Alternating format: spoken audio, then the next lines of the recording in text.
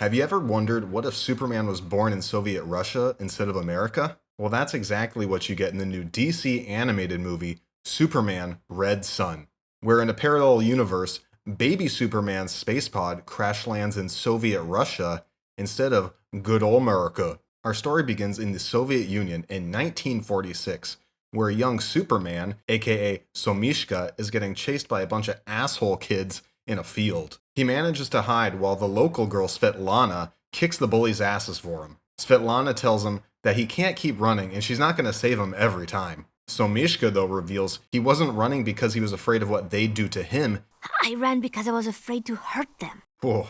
Then he shows off his superhuman abilities by lifting this Russian tractor over his head, which, if you know anything about the Soviet Union, that tractor was probably hella heavy. Svetlana tells Superman he must give his powers to the state because the people need him. So that's how the story starts anyways. And I guess he agrees with Svetlana because the next thing you know, Superman's in some old-timey Russian propaganda film where he's like taking bullets to the chest and getting fucking flamethrowered and stuff. And he's even shown shaking Stalin's hand. Uh-oh. Meanwhile, Lex Luthor is in America, and he just gets off the phone with some government official, and apparently he's in charge of the research now to see if Superman's for real or if it's just a piece of propaganda. And you'll never guess what happens next. Lois Lane walks in and starts sucking face with Lex Luthor. That's right, in this alternate timeline, Lex and Lois get it on. Cut to the Soviet Union, where Superman's about to give a speech at the unveiling of a brand new, wait for it, hydroelectric dam. Oh man, isn't the Soviet Union great? Wow. Of course, the only reason they were able to make this new dam was because of Superman's awesome powers. Stalin gives over the microphone to Superman. Superman gives a great communist speech about how, like, I did not build this dam.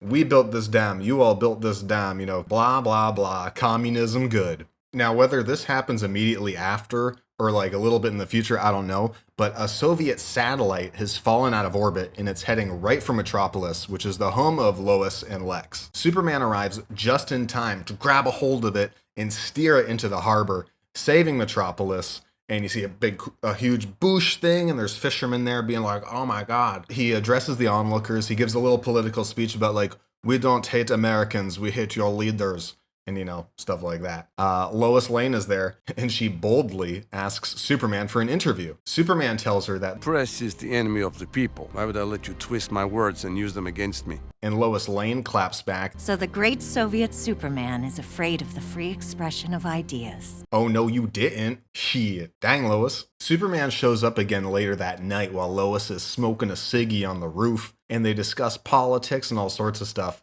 But eventually, Lois whips out a classified document, and it might just change Superman's mind about Stalin and the Soviet Union and all that. The document contains information about Stalin's gulags, political prisoners, the murders, genocide, all that kind of stuff. Superman doesn't believe it at first. Superman says it's all lies until he takes a look. And when Superman takes a look at the documents, he gets pissed. He gets so pissed, he flies off to investigate immediately. He shows up to an outpost in what looks like Siberia, and there are two very startled guards there. When Superman busts his way in, he notices that it's been shielded with lead to prevent him from using his X-ray vision to see what's going on. So probably not anything good, right? He makes his way down past very scared shitless security guards, army dudes, and it's really funny. But what he finds down there is like a forced labor camp, a gulag. The files Lois Lane gave Superman contain the truth.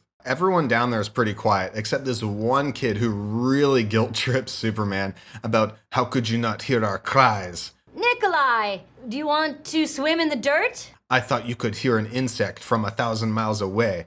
And his parents are dead and shit. Outfly a bunch of bats behind him. Foreshadowing. Maybe. Dead parents. Bats. Out of the shadows, a woman appears, and guess who it is? It's Svetlana. That's right, Superman's best friend from the beginning of the movie. The person who told him he had to use his powers for good in the first place. Well, Superman's had enough. He liberates all the people in the camp, busts down the door, carries Svetlana out, and he leads them out to a sunset. Probably the first time they've seen the sun in a long frickin' time. But unfortunately, Svetlana's not gonna make it. She's succumbing to whatever lung disease she got down there in the mines. And it turns out all she did wrong to end up in the gulag was simply know Superman when he was still a human, before he had become like an icon of the communist people. So, yikes. As you might expect, now Superman is mega pissed now that his childhood friend has died, and he flies over to talk to Stalin, because surely there must be some misunderstanding. Like, what's going on, bud? I thought we were, in this together. Stalin reveals it is necessary for the ultimate good of the people and the welfare of the Soviet state. He also reveals that certain people must die in order for the system to work properly. All of a sudden, Superman looks at him like, you know what? You're starting to make sense, dude. Wise words. And fucking vaporizes Stalin. It's pretty sweet. Stalin's guards bust in, and realizing what's happened, that Superman has fucking murdered him, they all quickly bend the knee and simply ask Superman, "What now?" And Superman responds, Now I save the world. badass, dude. That shit's badass. Alright, cut to Lois and Lex post-fuck. Lois gets a call. Apparently, Stalin's been murdered. Lex reveals, hey, this is no big surprise. I knew that was going to happen when I gave you those documents to give to Superman. Aha, so it was Lex behind the scenes, pulling the strings that got Superman to kill Stalin. I hope that wasn't a mistake, Lex. I don't make mistakes. Well, okay, if you say so. Meanwhile, Lex takes a trip to a secret underground bunker where it's revealed he's actually retrieved that satellite that fell out of orbit that Superman grabbed a hold of and steered into the bay. Now, when Superman grabbed a hold of the satellite, you saw he grabbed it so hard he made handprints in it, and Lex is hoping that he also left some DNA or other genetic material that he can use to clone Superman and make the US their own version of Superman. Lex, you crazy motherfucker. Cut to more old-timey news. Superman is winning wars that used to take 3 years in 3 hours. Well done, Superman. He reunited South Korea with North Korea, under Soviet rule, of course. Of course. He also offers this opportunity to all the countries of the world. The offer to the entire world. Thanks, but no thanks. Cut to Lois and Lex. He's forgotten about her new promotion and their anniversary. Come on, Lex, get your head in the game, brother. Lois got him a really cool chess set where the kings are Lex and Superman. So now they can battle it out metaphorically on a chessboard. They arrive at their destination, and Lex gets on stage to reveal their all-American Chad Superman, Superior Man. That's gonna be a nah from me, dog. They demonstrate his bulletproofness. I guess that's the word. People shooting at him and stuff. And while he looks on, just brain dead Chad mode, he just looks like that, getting shot at, before announcing, America first! It's very patriotic and warms my soul. Brings a tear to my patriotic eye. A reporter asks Lex, why would you reveal this so publicly? Surely you'd want to keep it a secret from the Russians, right? Lex reveals that he wants them to know he's coming. He wants them to be afraid. Lex once again pulling the strings and manipulating Superman. Cut to Moscow. Superman's dancing with Wonder Woman, who is aligned with Superman's cause. He makes a move on her, but she reveals she only likes the tacos, not the sausages. Wonder Woman asks Superman if he's afraid of the Americans' clone. Superman says he's sure that he's flawed in some way, or just totally propaganda. But Superior Man is on his way to fuck up the night. He slams down from the sky and screams for Superman, breaking every window in the place with his voice. He even calls Superman a Ruski. Come to me now, Ruski! He is a hilariously over-the-top, commie-hating caricature of the red-blooded American. I am truth. I am justice. I am the American way. I am an American, and I will never surrender to a commie dictator. It's fantastic. And he ends up giving Superman his first real fight, because he fucking smashes his ass all through the city. Superman takes flight, though, wisely taking the fight to somewhere less inhabited, and they duke it out in the Arctic or some shit, somewhere cold. Superior Man starts to lose the fight, though. It's now that we see that Lex is remotely monitoring the situation, and he orders for More juice. to be turned up on Superior Man. They turn up his power over and over again. Every time he gets more hulked out, more juiced up. In the end, though, he ends up becoming this like weird muscle-bound patriotic monster. It's a combination of Superman's damage to him and the damage from all the overloading of the power that does in Superior Man. He ends up convulsing and disintegrating, and as he's disintegrating, Superman looks into the camera and goes, Luthor. so Superman knows the clone was made by Lex now. Uh-oh, Lex. But was this all on purpose? Did Lex want Superman to know? I don't make mistakes. Back at the lab, Lois is a little pissed at Lex that he doesn't care about overloading Superior Man and basically sending him to his death. He's just an inhuman construct, he argues, and that the plan succeeded. Lois argues back that he created a creature and then very consciously murdered it. Now that you put it like that, Lois, touche. Cut to another old-timey war news piece. The Berlin Wall has just been finished being built, and Superman shows up to smash that shit. He also reveals a new badass Soviet suit that he's sporting. Looking pretty clean, Superman. He also, after he smashes the wall, he very non-gracefully just flies away. Very slow. He just doo-doo-doo-doo. I thought that part was hilarious.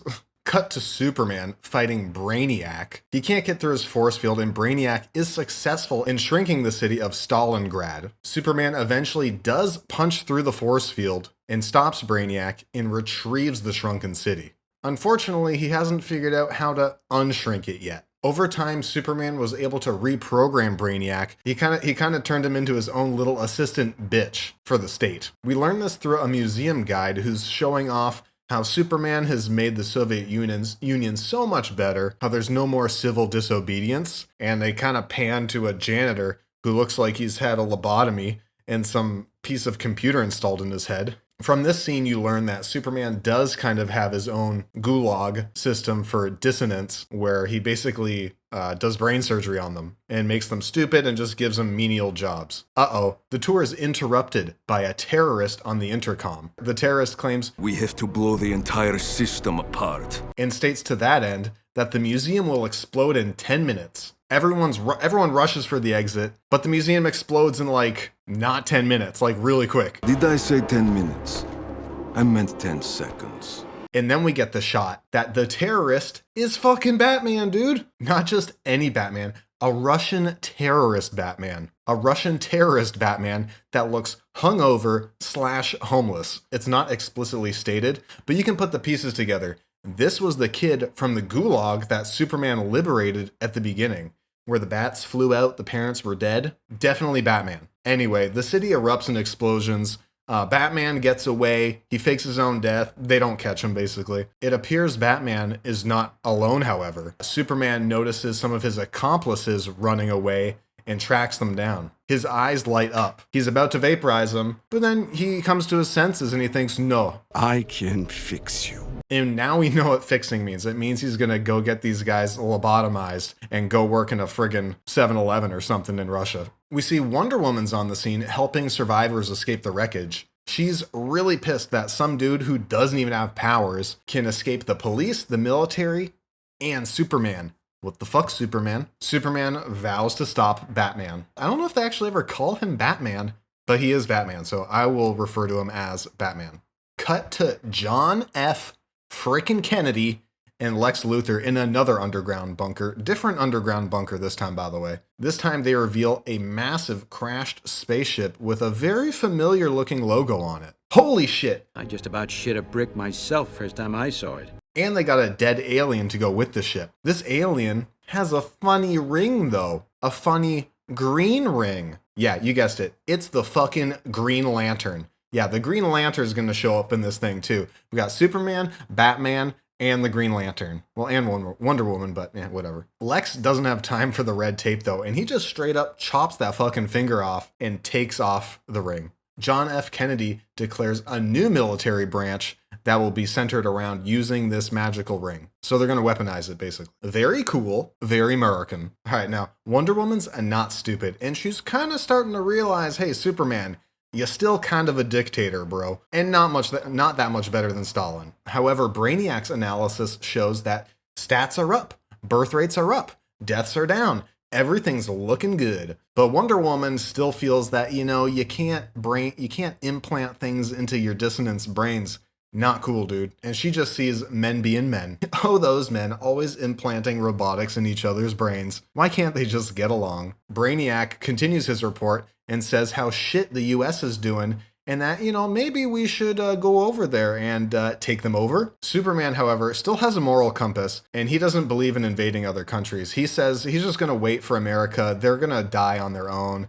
They'll fuck it up, and then when they fuck it up, we'll come in and clean up the pieces. So, he still has somewhat of a moral compass, right? Wonder Woman states, though, that freedom must spring from within, that it can't be imposed from without, no matter how high-minded the motives. Very true, Wonder Woman, very wise. Cut to Superman having dinner with the president or prime minister of Korea. Superman kind of learns that, hey, everybody's terrified of you, bud. I guess he didn't know this before, but he kind of finds that out right then. Cut to an explosion. Superman looks out the window and you see flames, and it's in the shape of a bat. I wonder who that could be. He hears Wonder Woman calling out for him, saying that Batman's got her and he only has 10 seconds to find them. It's here that we see that Batman has captured Wonder Woman with her own lasso of truth. Lasso?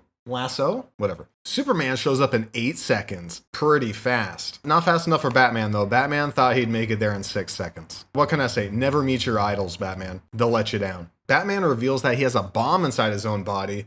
It's not explicitly stated if it'll detonate when he dies or if he has to click a button or what, but he's got a bomb in his body. Superman uses his X-ray vision and he's like, yep, got a bomb in your body. Bomb in your body. But it's a trap. Batman has a bunch of lights set up and he clicks a button. All these red lamps come up and shine light on Superman. And Superman's just like, oh, cool red lights, dude. But Superman doesn't know these lights replicate the sun from his home planet. And as we all know, that neutralizes Superman's abilities. So with his abilities neutralized, Batman proceeds to beat the absolute shit out of Superman. The absolute shit. It goes on for so long, forever. It goes a little over the top. Batman reveals that the lamps were provided by guess who?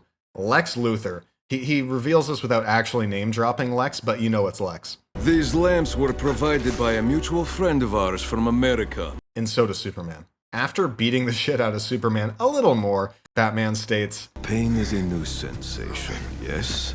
Get used to it. Before he gets back to beating up Superman even more. He throws Superman in a pit that's even further below the earth, and that room is filled with more red lights, and basically Superman is like left on the edge of death, and there's no way he can escape this place without his powers. Wonder Woman, however, has had enough of this male bullshit, and she fucking snaps her lasso of truth. And the instant she snaps it, she turns into like some old woman. It's really weird. She strains, but eventually she grabs the power source that's powering all these lights and fucking smashes that shit. Old woman strength, dude. Don't fuck with it. So all the red lights go out, and then we see Superman is back, and he's pissed. But don't worry, he won't kill Batman. He's just gonna fix him.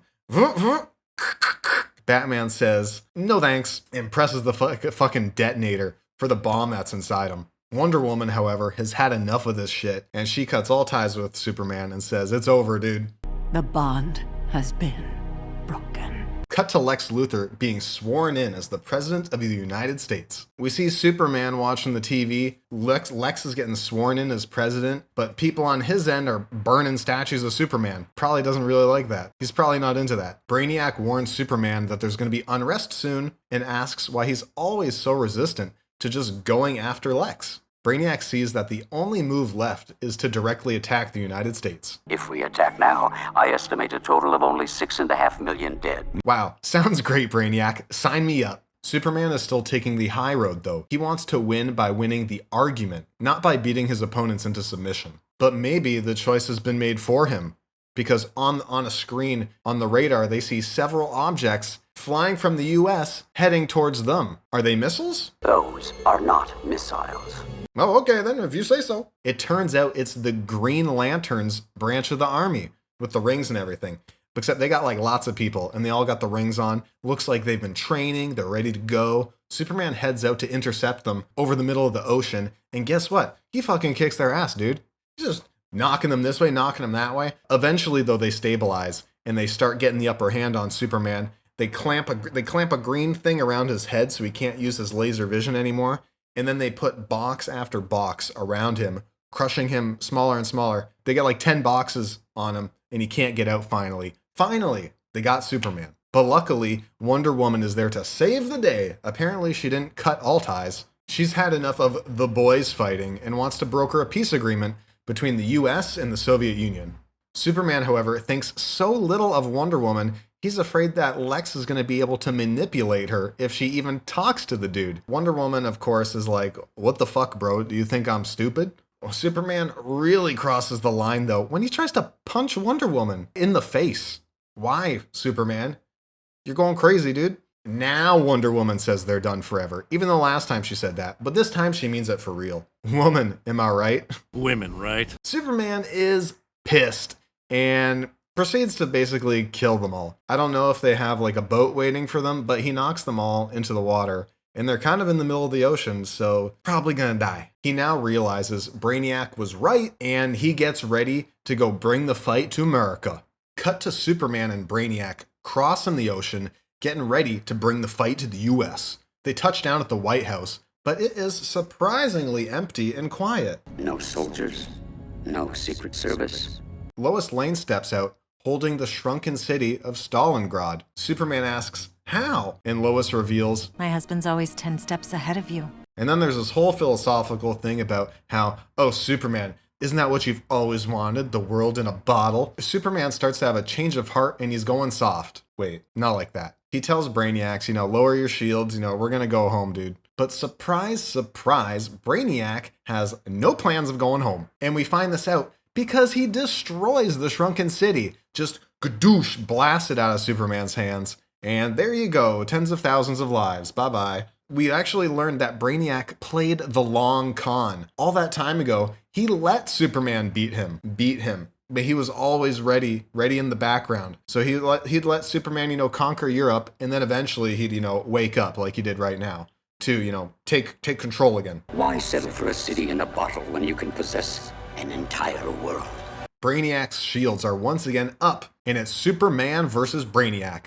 Until Lex shows up. He shows up in some new super suit to save Lois and to help Superman fight Brainiac. Wow, Lex, you really think of everything, dude. You know I'm always prepared, dear. Luckily, this time, Lex has a tool that he can use to make a weakened spot in Brainiac's force field so that Superman can use his laser eyes and penetrate through. And that's what he does. But there's actually a second force field around Brainiac himself once he gets within the ship. Superman summons all the power within himself to use his laser vision to melt through that second force field. And when he finally breaks through, he shoves his fist through Brainiac's body. This is illogical. Finishing up with a spine-ripping fatality straight out of Mortal Kombat. Lex joins Superman in the ship and says, hey, now that you kind of realized how much of a dick you're being, would you mind, leaving Earth, please? But it looks like once again, Superman's hand is being forced for him because Brainiac's dead man switch, dead robots switch, I don't know, whatever, has been activated. There are 6 mini black holes that power his ship, and they've all been set to self-destruct. And it's revealed when they blow up, they're going to wipe out everything in a 15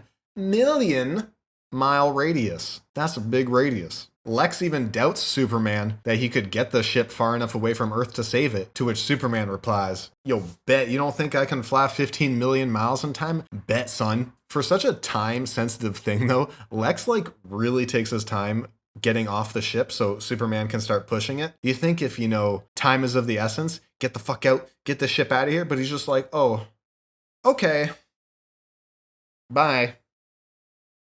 It's like, holy shit, Lex, hurry the fuck up, bro. So Superman does it. He grabs the ship, he pushes it out into space as far as he can, and right before it's about to go off, he relives what Svetlana was telling him that day in that field. And Superman finally looks at peace, right before the bomb goes boom. Cut back to Earth. Lex is really feeling himself about how he defeated Brainiac and finally got Superman the fuck off of the planet, and how smart he was to have played Superman like a fiddle, because as we've learned, Lex basically orchestrated everything that's happened. Superman may have the superpowers, but Lex, he's got the super brain. It was just one big chess game for Lex, and as usual, he was always 10 steps ahead. And then we see Lex take that cool little chess set he got from Lois all that time ago, and he checkmates Superman. Checkmate, Superman. But was it really a checkmate, Lex? Was it really? Thank you guys for watching our review of Superman Last Son. I watched this movie and I was just like, oh my god, it's so good. I gotta make a review of this. So if you liked it, remember to hit that like button. If you really liked it, that subscribe button is also looking pretty tasty. So thanks guys, we'll see you next time. Bye-bye. Ooh, Superman. Come at me, Lex. Oh, is this still on? Fuck.